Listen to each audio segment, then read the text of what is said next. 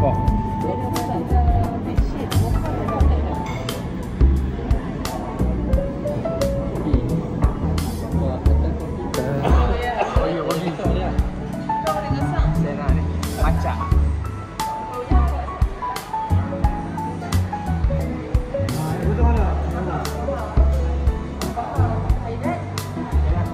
Assalamualaikum.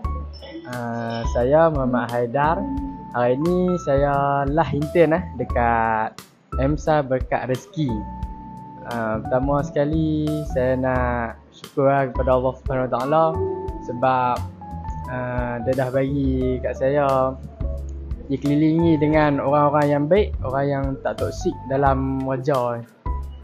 Pertama kali saya nak ucapkan terima kasih dekat bos sebab bos sudi ambil saya sebagai intern dekat tempat dia.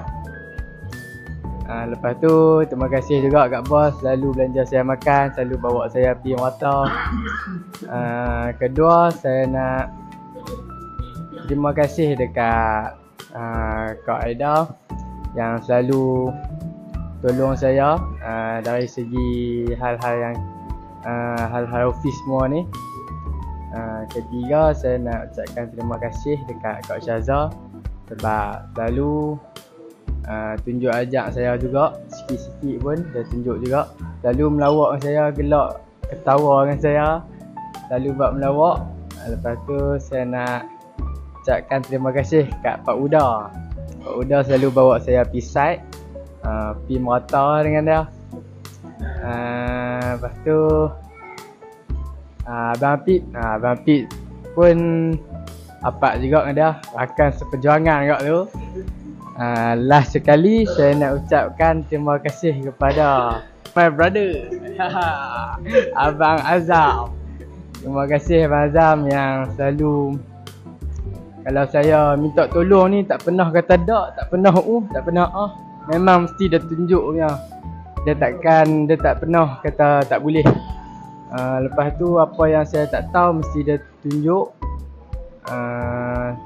Lalu juga gelak ketawa dengan dia, melawak, kasiak apa semua.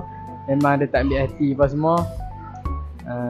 Tu ialah last kali saya nak minta maaf kat semua kalau saya ada salah dan silap dari hujung rambut sampai hujung kaki, terkasar bahasa ke, terguris hati ke, saya minta maaf.